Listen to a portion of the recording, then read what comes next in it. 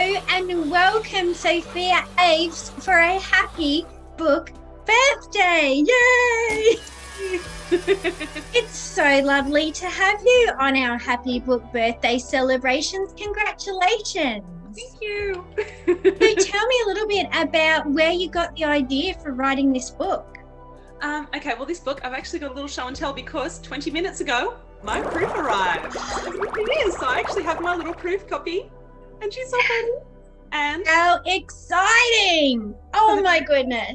In the back, I have recipes. So we have Christmas recipes from readers in the back of the book as well. So stop it.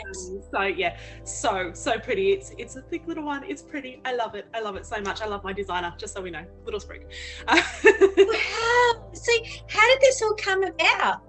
I've always wanted to write romance. When I started writing again about 3 years ago, I decided that I wanted to be a Mills and Boon author. That's what I wanted to be. I was about 14, I think, when I read through my little local library, and I decided I wanted to read romance, and that was the first thing that I hit after Sweet Valley High. So it was a bit of a jump. It's a bit of a jump, yes. Yeah.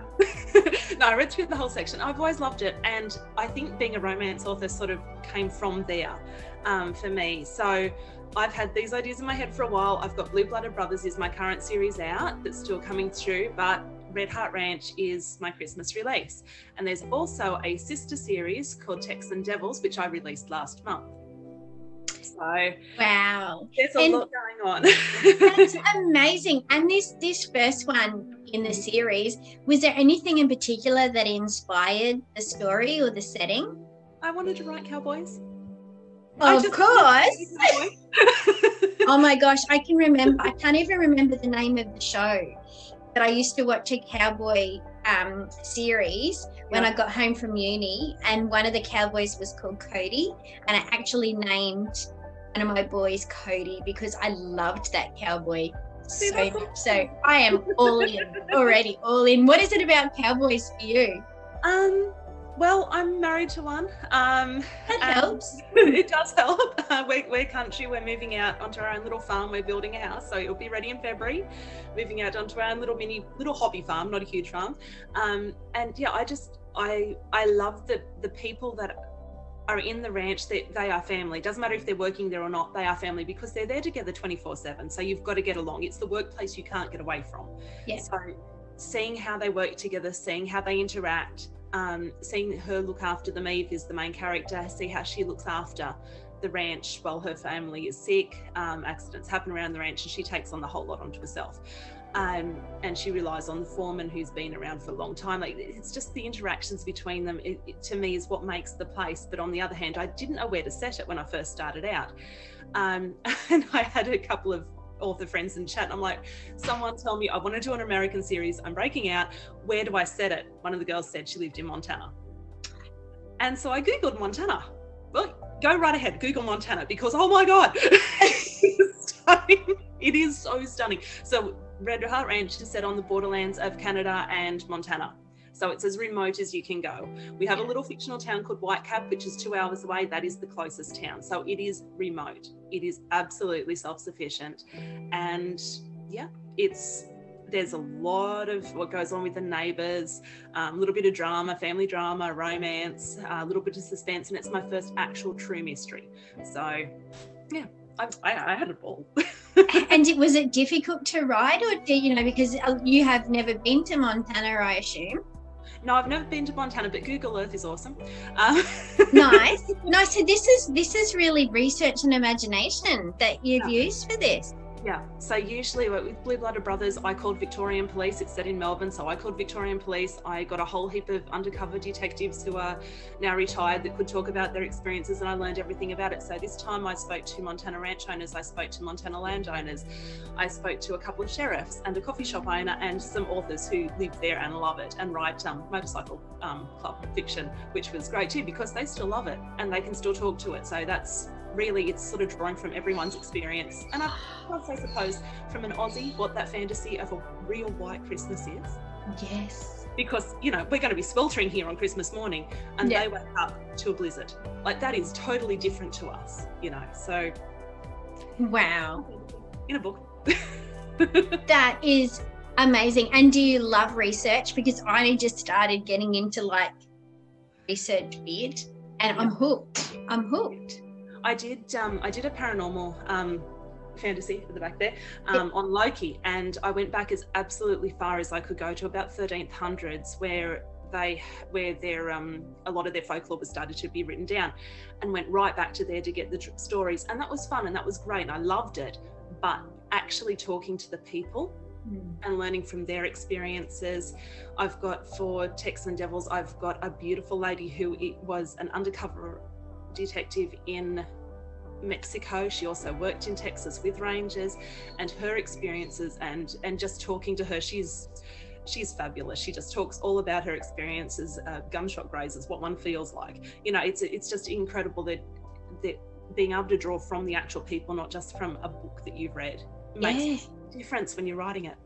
Oh, that's amazing. That's so great. So with this experience for you, what has been the best thing about writing this book? I'd say getting it out of my head and making space for the next one. Nice. Well, that's positive. So yeah. much, but actually being there for the 2 months that it took me to write it, to live in that ranch with the people. And I mean, the book takes place over a good solid 3 to 4 weeks. Yeah.